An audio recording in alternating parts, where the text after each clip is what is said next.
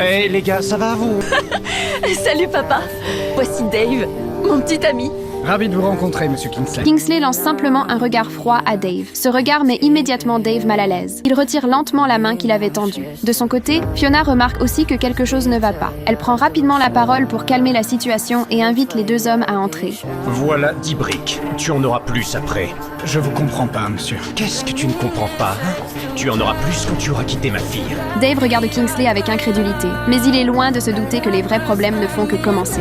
Je veux vraiment pas voir d'enfants noirs ou métis qui courent dans ma maison. Je vais pas rompre avec Fiona. On s'aime beaucoup. L'amour, hein? Oui, l'amour. L'amour.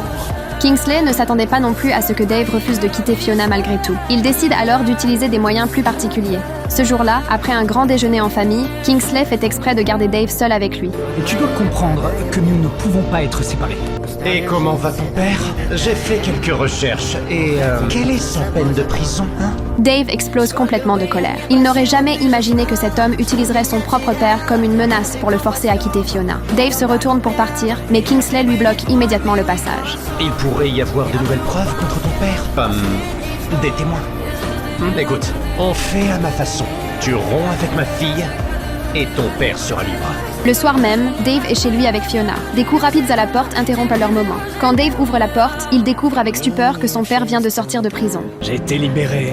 J'ai 4 heures pour bonne conduite. Ils disent que c'est grâce à un gros bonnet local. Dave comprend rapidement que tout cela a été organisé par le père de Fiona. À présent, il n'a plus que 2 choix, soit perdre son père, soit abandonner Fiona. Pour permettre à son père de retrouver sa liberté, Dave finit par accepter de rompre avec Fiona malgré la douleur. On n'est pas sur le bon plan. Je pense que c'est mieux de trouver quelqu'un. Tu crois vraiment ce que tu viens de dire? Non, je t'aime plus que tout au monde, mais choisir entre toi et mon père est si difficile. Mais enfin, de quoi tu parles? Choisir entre... Attends... Fiona comprend immédiatement toute la vérité. Elle découvre que son propre père, pour les séparer, a utilisé le père de Dave comme moyen de pression. Furieuse, Fiona n'arrive plus à supporter cette situation. Depuis quand t'es devenu Dieu? Tu crois pouvoir dicter la vie des autres? Assure-toi que le père de Dave soit libéré demain. Sinon, tous ces documents feront la une des médias.